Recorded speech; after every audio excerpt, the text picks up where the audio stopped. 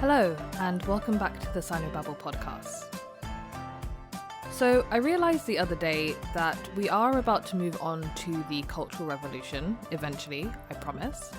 But I realised that I've been remiss in covering a very crucial element of Chinese culture that has a really huge role to play in that movement. One of the main campaigns led by student Red Guards during the Cultural Revolution was the attack on the Four Olds, which is a reference to pre-communist era artifacts of Chinese culture and civilization that were deemed anti-proletariat and therefore preserving the legacy of the oppressor classes in society.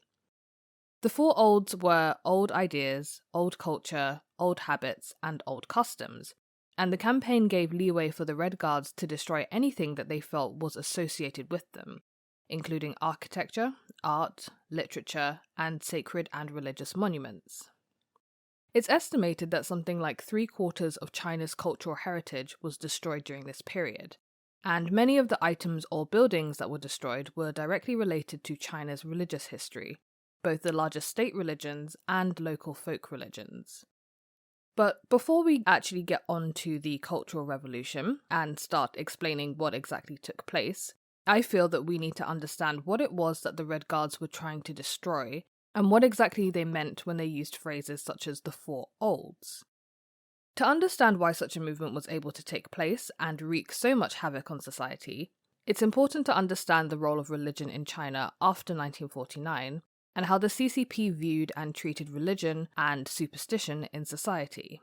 So, in today's episode, we're going to be talking about religion, superstition from 1949 to 1965.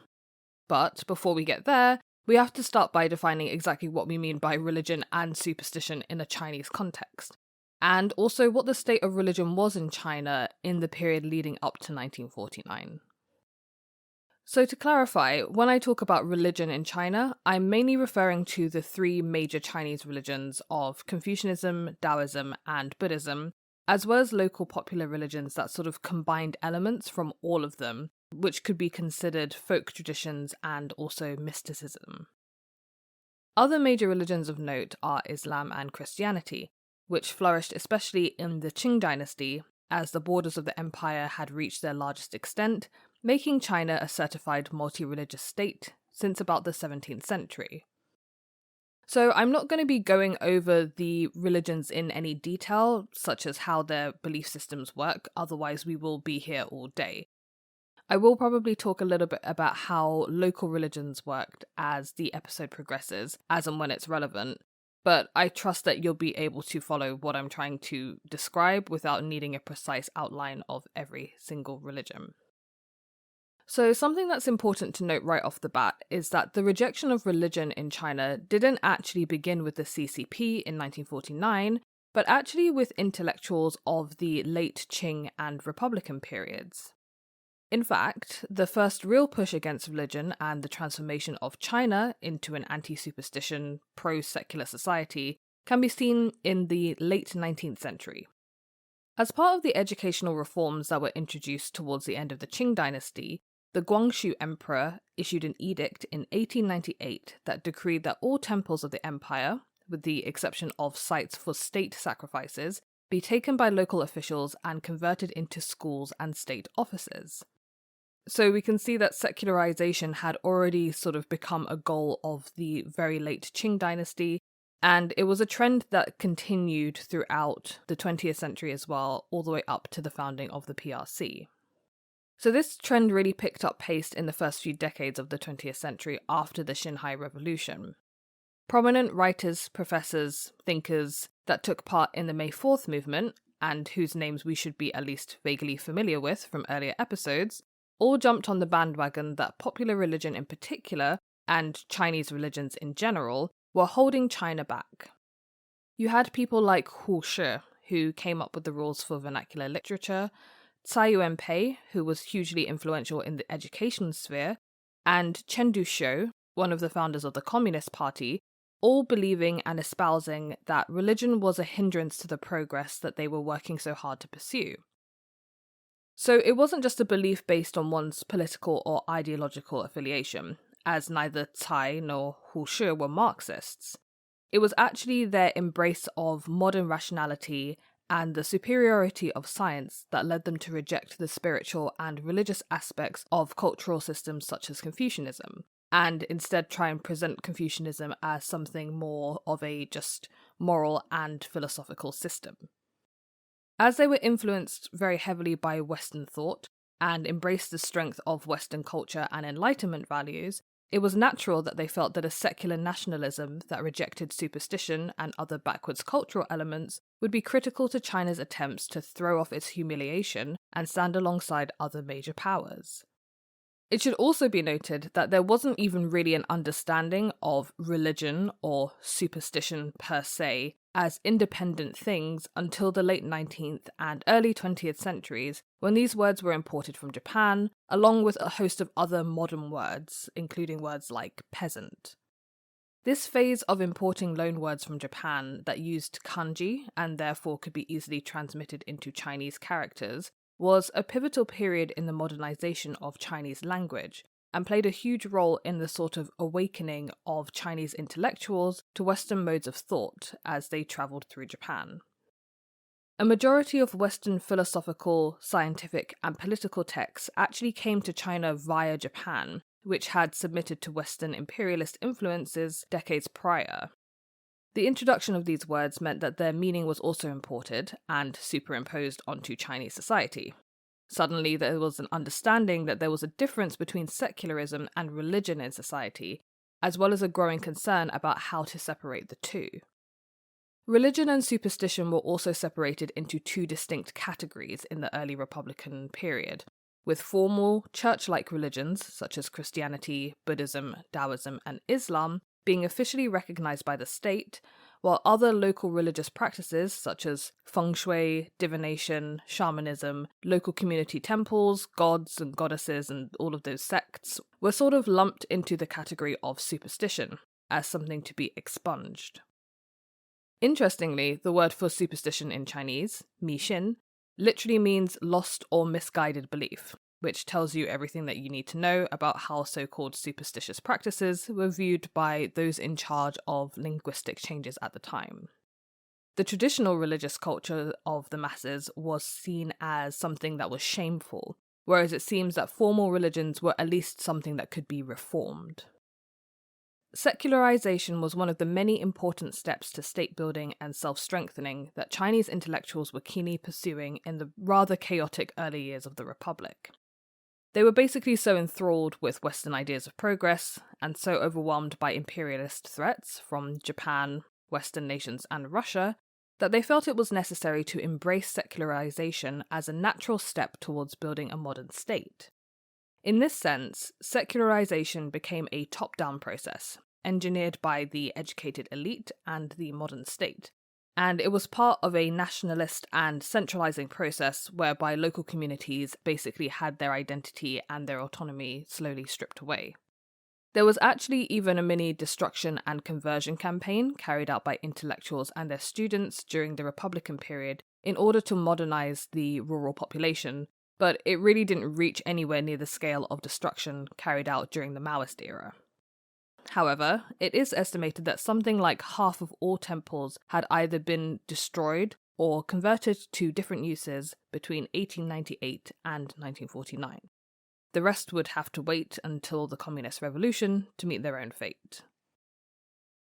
So, before we move on to the Maoist era specifically, we should probably try and get an idea of how Marxism views religion more generally, and then we can sort of connect that understanding back to religious policy in modern China.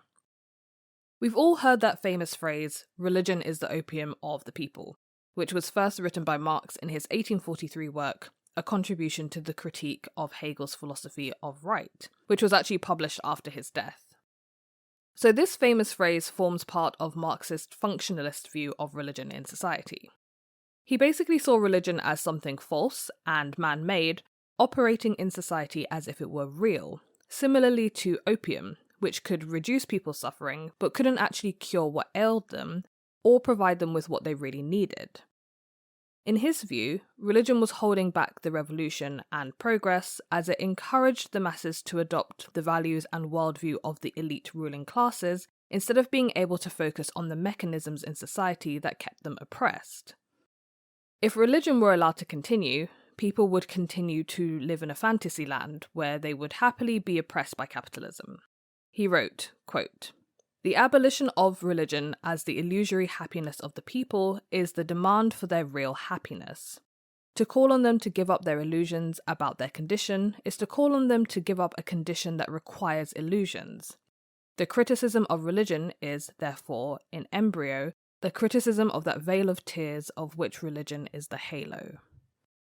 The Chinese Communist Party didn't care that much about the distinction between religion and superstition that the intellectuals of the Republican era had bothered to establish. As far as they were concerned, they were both oppressive forces that exploited the masses, and therefore should be removed from society so that the masses could become more educated, embrace science, and take control of the material forces that ruled over their lives. They didn't just strip away religion entirely from society, though. They did maintain that distinction even though they didn't really care about it, and so they ended up recognizing the existence of 5 religions: Daoism, Buddhism, Islam, and then Christianity, which was divided into 2, which was Protestantism and Catholicism. And then they required that all 5 of these religions adopt structures that would bring them under the management of the party and the control of the state, and therefore free them from any foreign influence, which was particularly important in the case of Christianity. The first constitution of the People's Republic guaranteed the freedom of religion, but tolerance for anything but a sort of nominal individual practice of religion was not actually tolerated by the party, as we will see, and religions were certainly not allowed to promulgate, to seek new members, or to congregate and hold worship in public, or to an extent in private as well. You'll notice that Confucianism is not included in the list of official religions. So this isn't because Confucianism can't be understood as a religion, but more because, like I said, in the Republican period, it had become more perceived as a cultural, philosophical, and governance phenomena in China, as opposed to a religion in the Western church-like sense. For the Communist Party, Confucianism represented everything that was backwards about traditional China, as it was Confucianism that provided the main precepts that govern the way people live their lives, enforcing strict hierarchies and encouraging people to engage in superstitious feudal practices. Confucianism didn't really have to be controlled or suppressed in the same way as other religions, as it was basically stripped of its power as soon as it was detached from the country's governing system.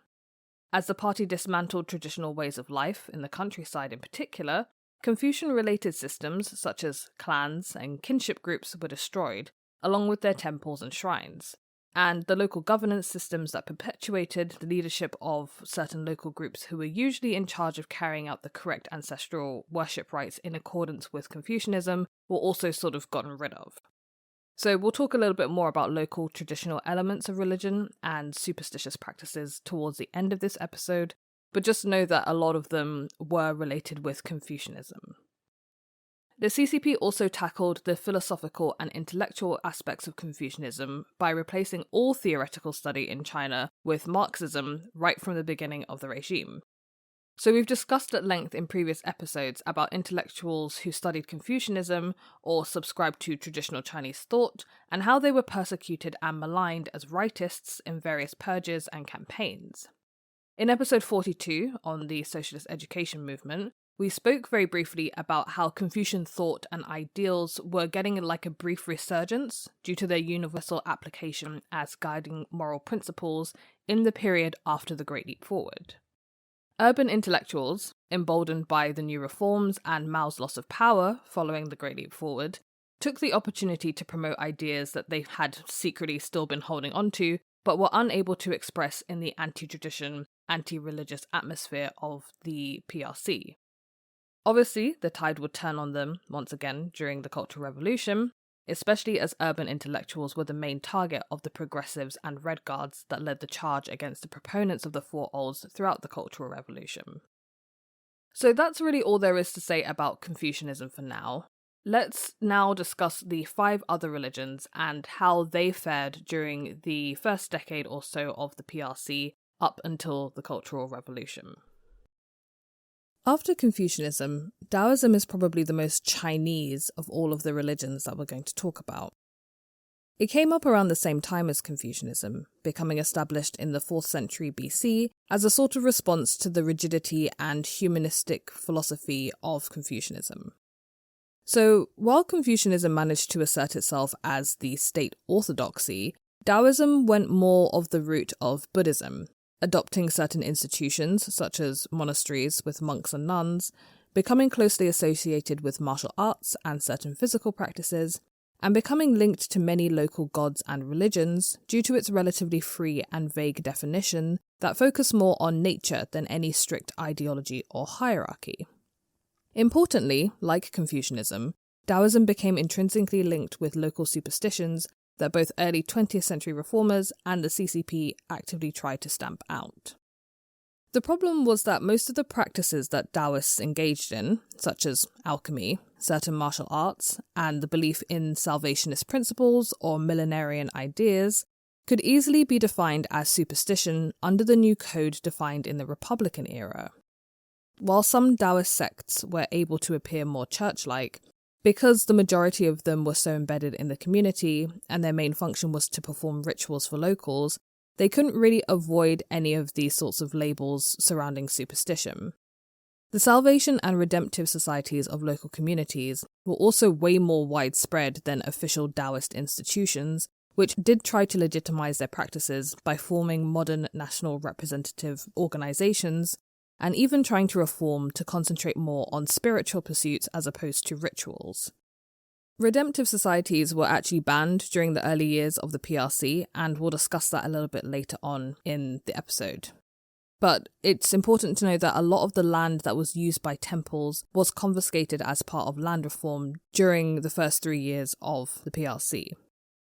Large urban temples and mountain monasteries were maintained, however, and with the establishment of the state-sponsored China Daoist Association in 1957, Daoism was belatedly admitted as one of the 5 officially recognized religions.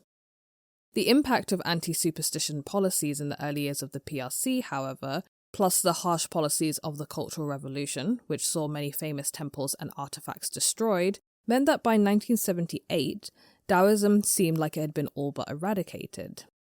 Luckily, this was not actually the case, and towards the end of the episode, we'll be discussing religious revival in modern China. But, in general, this is the pattern that we'll be seeing for most religions. It's brought to heel during the early PRC, attacked as rightist and anti-communist during the late 1950s, particularly during the Great Leap Forward, and then heavily suppressed and almost entirely destroyed during the Cultural Revolution. Christianity was the newest religion to China, taking root in the 16th century with the arrival of Jesuit missionaries who were able to convert high-ranking officials by introducing them not only to the Word of God, but also to other useful studies such as Western science, maths, and cartography. As China came into more frequent contact with foreign nations, the number of missionaries increased, and they were able to establish decent followings throughout the 17th and 18th centuries. In the 19th and 20th centuries, Christian missionaries and their converts were viewed with increasing suspicion due to a growing dislike of foreigners and perceived imperialism by native Chinese. These suspicions sometimes culminated in violence, as we saw with the Boxer Rebellion at the turn of the century. But despite this hostility, Christianity was still able to flourish, particularly in the treaty port areas along China's coast, where missionaries successfully set up schools and hospitals, and were able to influence some of China's leading reformers in the ideas of Western science and rationality. Of course, not all of these influences were so positive. We also have the example of Hong Xiuquan, who was the leader of the Taiping Rebellion that took place in the mid-19th century, which is actually one of the deadliest civil wars in global history. He was heavily influenced by his religious schooling, though he kind of took it to the extreme because he also believed that he was Jesus' brother. If you don't remember his story, we do cover it in episode either 1 or 2 of this podcast.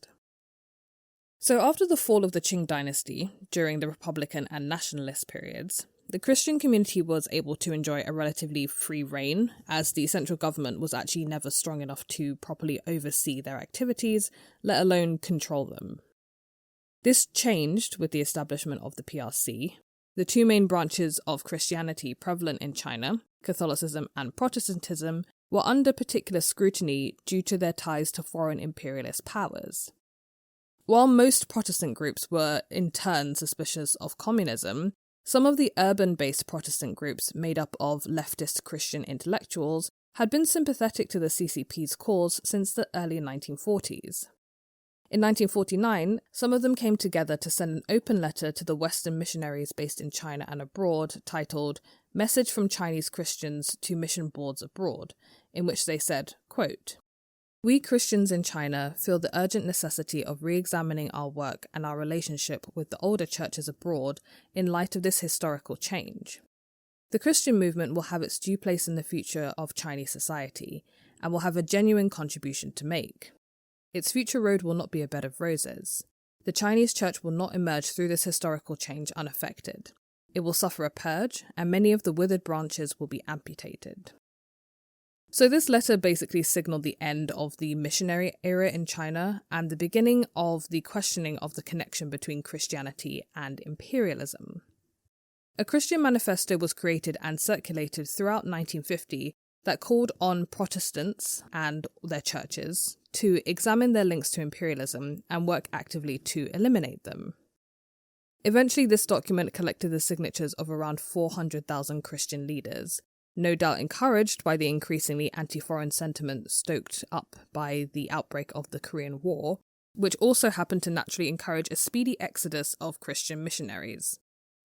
The anti-foreign sentiment also meant that Christian schools and hospitals that had relied on missionary support and donations from abroad either had to be closed down or taken over by state official bodies, as their foreign assets were frozen and their foreign personnel left in droves. Many Protestant leaders were also subject to early struggle sessions and denunciation campaigns that were held in the early years of the PRC, with many being traumatized by the experience and a few even being imprisoned or executed as a result. Although it wasn't as bloody as the purges against other groups, these sessions did serve to bring the Protestant church in line with the state very quickly in the early 1950s.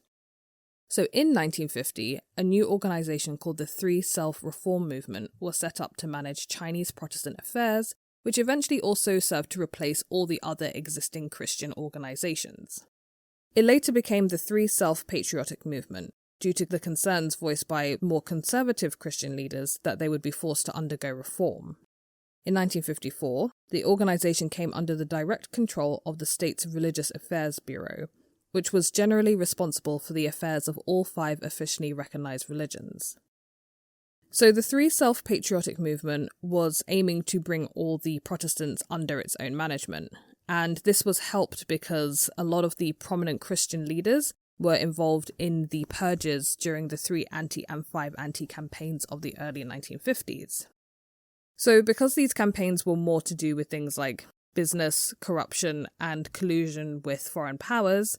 the party couldn't be accused of getting rid of these roadblocks due to their religious influence, but rather because they were sort of bad elements in society who were swindling their flocks and colluding with the imperialists.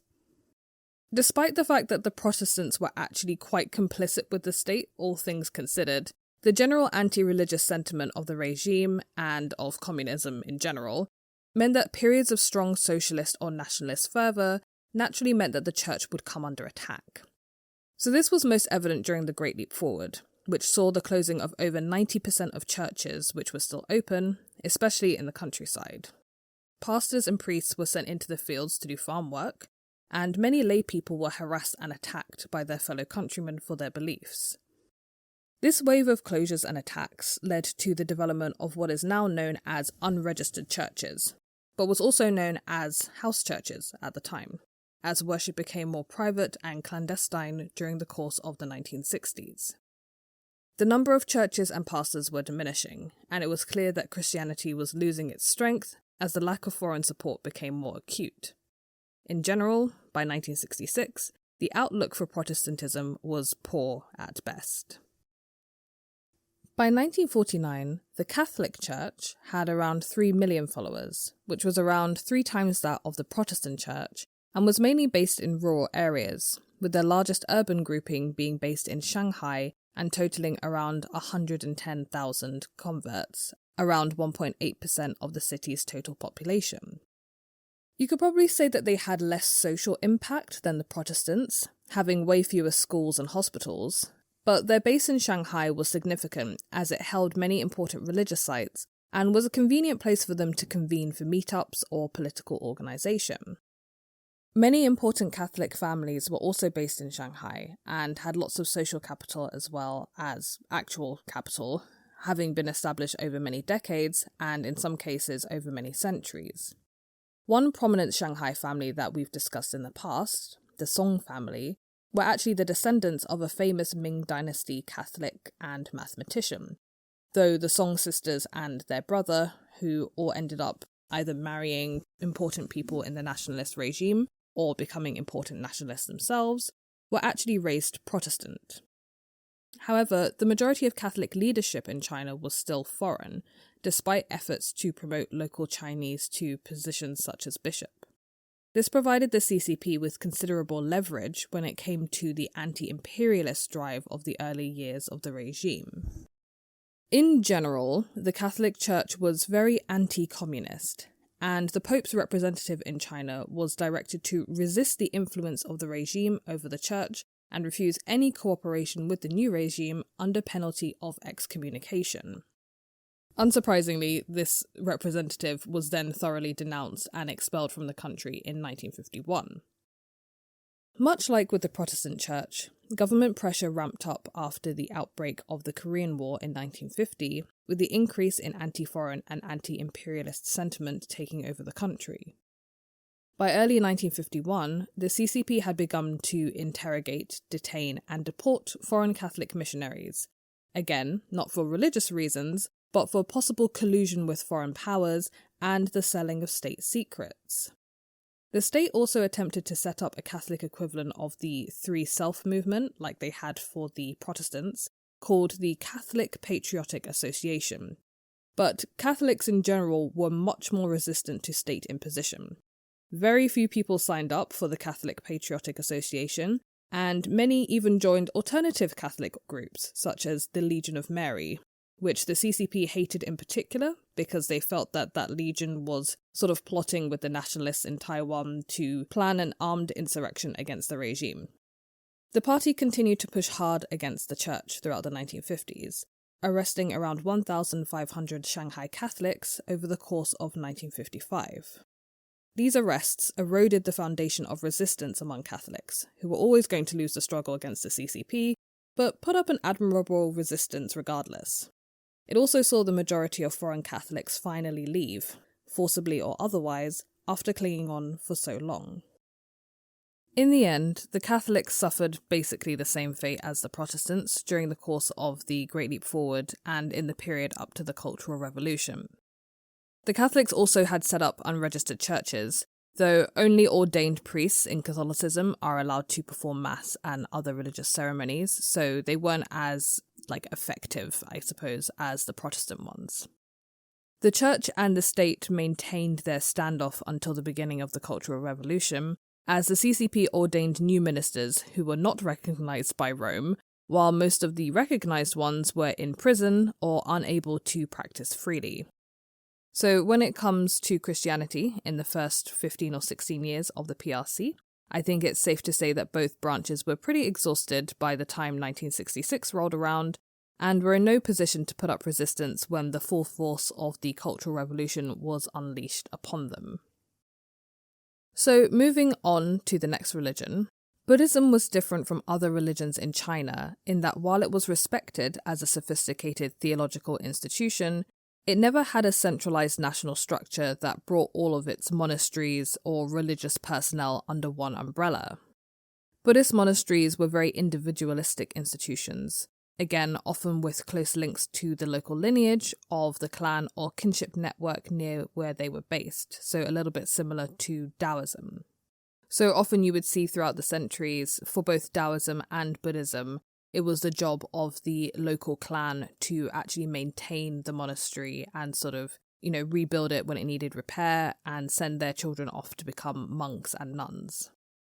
However, as China developed into a modern state and the desire to rationalize religion and to get rid of the sort of mystic or superstitious elements of society emerged, the need to centralize and exert some control over Buddhism emerged among the ruling elite. Again, the actual process started in the Republican era, as Buddhist leaders attempted to form national associations in order to sort of assert political control on the new regime, partly to stop their property from being confiscated to be turned into schools.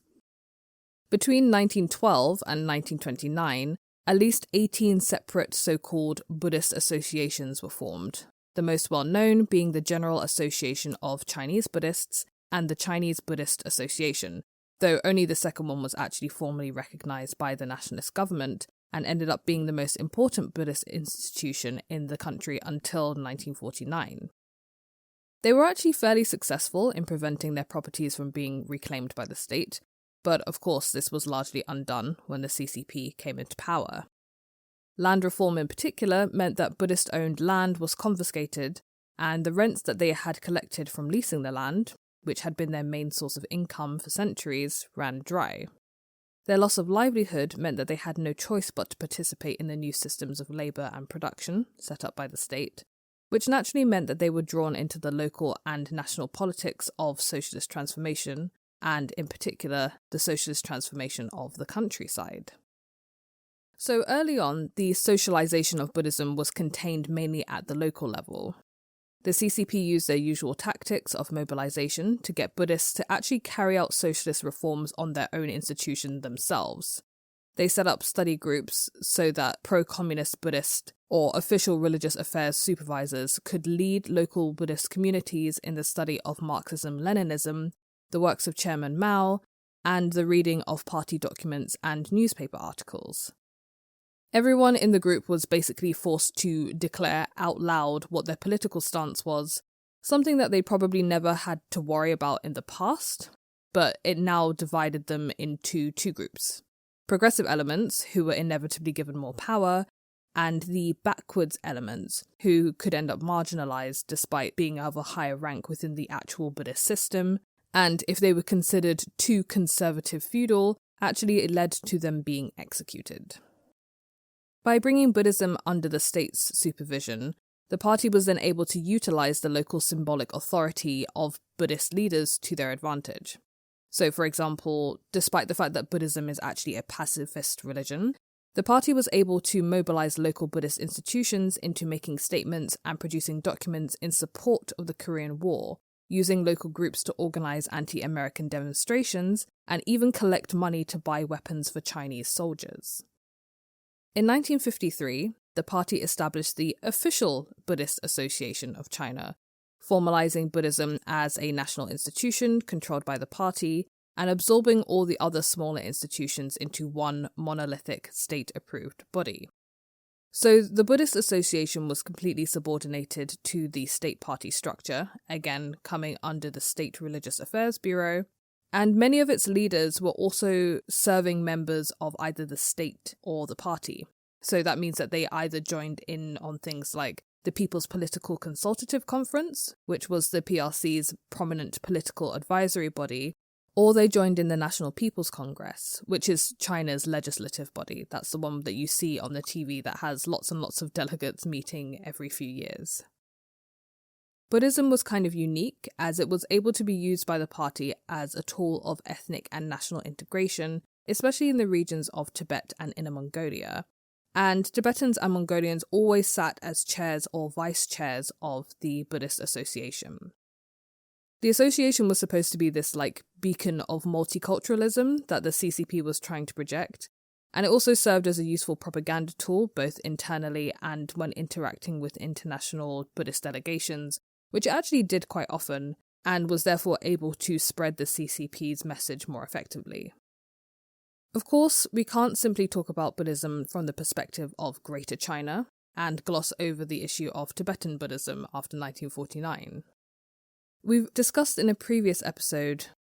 26 to be exact, how the CCP invaded Tibet in 1950 in order to liberate the people there from imperialist forces like Britain, and how they were allowed to continue operating pretty much as they always had, until unrest broke out and the Dalai Lama fled in 1959. Buddhism operated slightly differently in Tibet to the way that it did in the rest of China. According to an article by Jose Cabezon, quote, "Tibetans are a devout people. Religion is at the very heart of Tibetan ethnic identity, and monastic institutions are one of the hallmarks of Tibetan religion. According to the most conservative estimates, monks made up 10 to 12% of the total male population in central agricultural regions. Most Tibetans had close family members, children, siblings, aunts or uncles, who were either monks or nuns. Monasteries served as focal points for many lay religious practices. They were places that the people visited to worship, to circumambulate, and to make offerings. Monasteries were also at the site of important village-wide or regional festivals and pilgrimages." So Buddhism could basically be understood as a cornerstone institution of Tibetan culture, as opposed to being one of the sort of many religions in the rest of China that then became mixed up with other local religions and traditions. For the Tibetans, Tibetan Buddhism is and was distinct, and it was also used by the Tibetan people to reinforce their distinction against the Han majority population. Of course, this is not something that the party could tolerate, as, like I mentioned earlier, Buddhism as a whole in China was brought under one umbrella institution directly controlled by the state. While Tibetan Buddhism did continue to exist distinctly to an extent, and does till this day, the party did everything in their power to diminish the role of Buddhism in Tibet and reduce its cultural capital in order to control the area as a whole. To quote the article by Cabezon again, "From 1959 to the end of the Cultural Revolution in 1976, thousands of monasteries and nunneries were destroyed, tens of thousands of monks and nuns were forcibly laicized, scores of high-ranking monastic officials were imprisoned or executed, and a large portion of Tibet's religious artistic patrimony was confiscated, destroyed, or sold on the international antiquities market." Okay, so to move on to our final officially recognized religion, let's briefly discuss Islam. Again, we've talked a little bit about this religion already in the episode on the Uyghur people and Xinjiang, but the Uyghurs are not the only Muslims in China, and policies towards Islam and ethnic groups that practice Islam are not necessarily the same thing. Unlike most other religions in China, Islam is more strongly correlated with ethnicity and race, mainly due to the differences in the way of life of those who practice Islam, their long historical tradition of migrating from Central Asia, and the close-knit communities in which they live, which hasn't really changed much over the centuries. In China, all Muslim communities not affiliated with a particular ethnic group, such as Uyghur or Kazakh, fall under the category of Huizhu, or the Hui people. They are the only one of the 56 ethnic groups, or nationalities, in China, for whom religion is the only unifying characteristic, even though some of them may not actively practice Islam, although they maintain some of the cultural practices related to the religion. Hui people are recognized as being mainly Chinese-speaking, but because they're spread out so much throughout China, some of them have other predominant languages. For example, those who migrated to Hainan or Tibet, or some of them are actually descended from other groups that migrated to China, such as Thai or Mongolian people. The institution responsible for regulating and monitoring Islamic practices in China is known as the China Islamic Affairs Association, which was founded in 1953 and is similar to the Three Self movement that we discussed that oversaw the Protestant Church around the same time. According to Drew Gladney, in his chapter in the book Chinese Religiosities, which is a very handy book if you want to get to know more about religion and its relation to the state in modern China, this organization, quote, makes the final recommendations to the government about the establishment of new mosques, formation of Islamic schools, and general policy on the legality of certain Islamic practices, such as outlawing headscarves in public schools, and plays an increasingly important role in China's Middle Eastern international affairs, as well as particularly supporting Islamic schools among the Hui people. In the early 20th century, the main orders of Islam in China were Sufism, which is usually referred to as Islamic mysticism, and the Ikhwani Brotherhood, a religious political movement who advocated a more orthodox approach to Islam. Sufism is usually characterized by its charismatic leaders who lead their own orders and have a more spiritualistic approach to religious worship, whereas the Ikhwani wanted to reduce the influence of individual leaders and imams and have a less theatrical, more toned-down approach to worship that included a more conservative approach to Islamic architecture. The Ikhwani actually prescribed the adornment of their mosques with either Arabic or Chinese Quranic texts and banners, whereas Sufi mosques tended to be layered with these sort of calligraphic Arabic and Chinese texts on like these silk and cloth banners that were very distinctive and were placed around their walls and tombs. So, unsurprisingly, the communists favoured the Ikhwani group after 1949, and they were the ones who dominated the China Islamic Affairs Association, much to the chagrin of all of the other Islamic orders.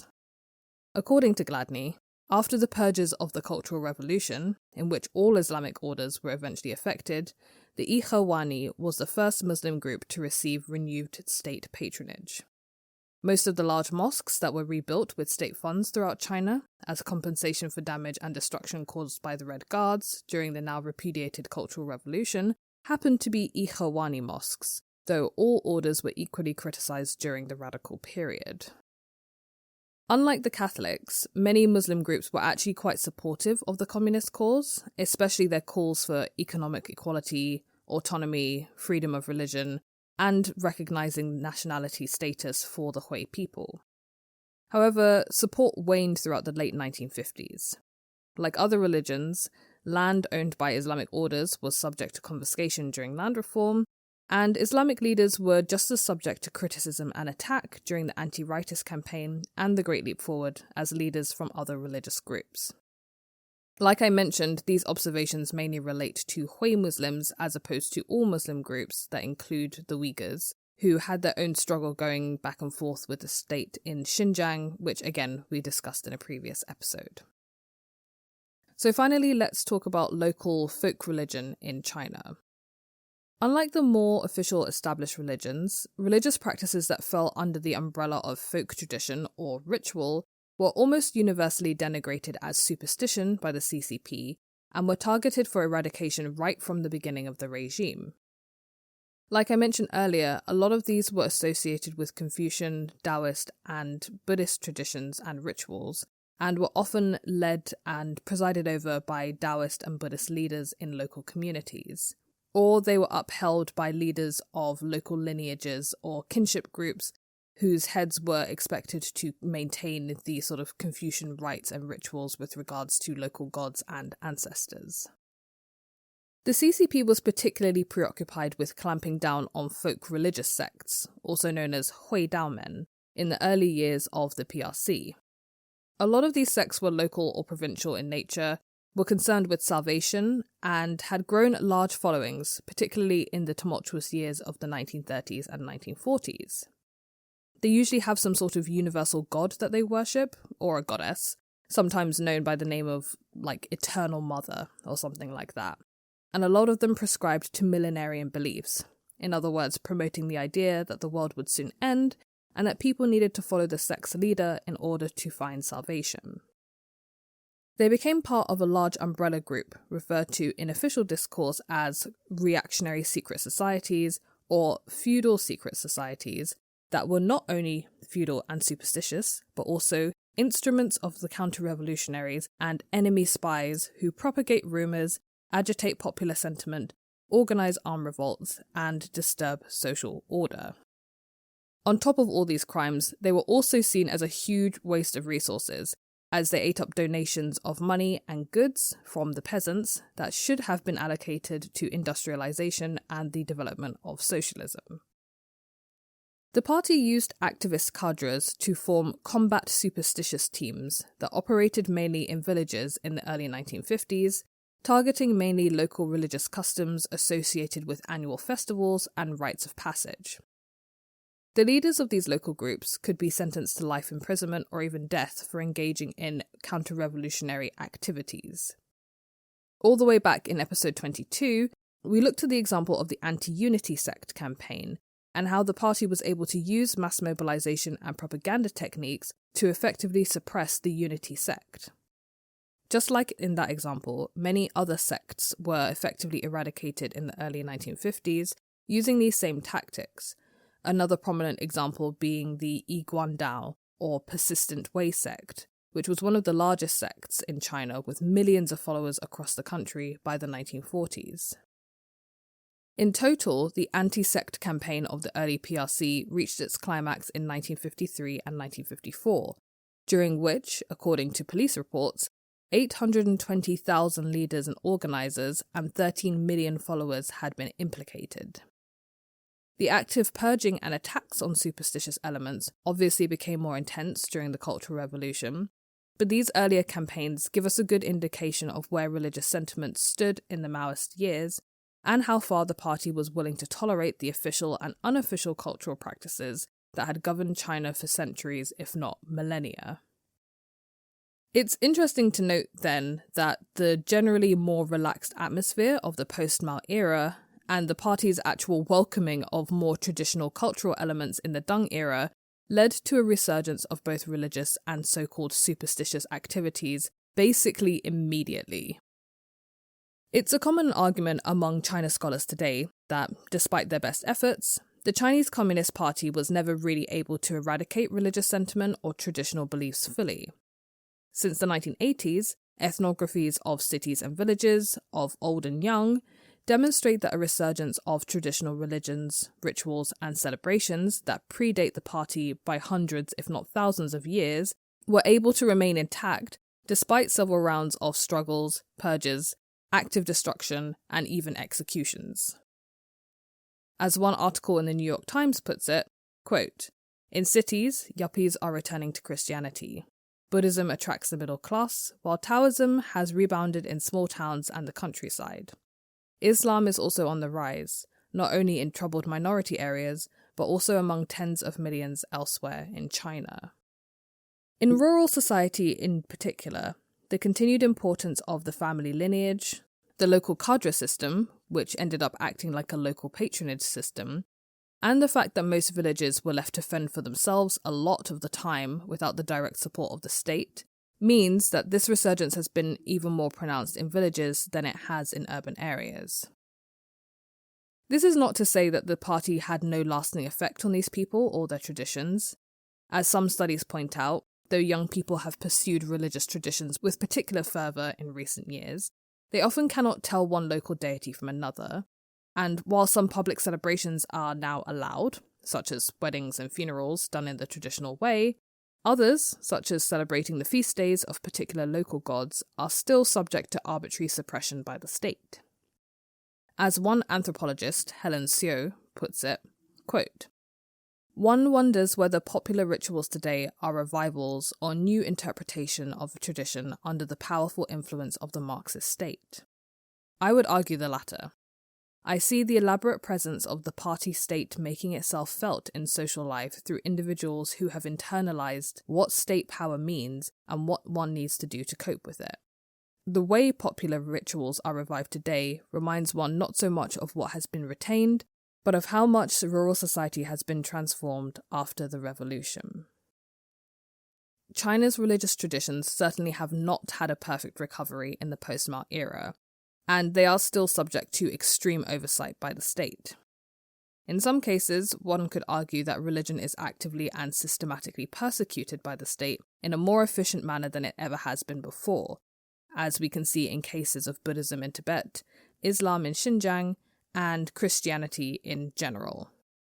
However, the current persecution of religion in China, though insidious, had nothing on the fervour and violence witnessed during the Cultural Revolution, and that's what we'll hopefully be moving on to talk about over the course of the next few episodes. So, that's it for this episode, guys. I hope you enjoyed it. Don't forget that you can sign up for the Sinobabble newsletter by going to the website and entering your email address, or by searching for Sinobabble on Substack. The most recent newsletter was about the speech given by Xi Jinping for the 100th anniversary of the CCP, and we basically just take a look at what the speech means and whether or not we can predict what the CCP intends for China, and whether or not they'll be able to reach their goals. You can also make a donation to the Sinobabble podcast by going to the website and clicking on the donate button. You can make a one-off or monthly donation, depending on how generous you are feeling. Every donation is greatly appreciated. Thank you so much for listening, and I hope you tune in next time.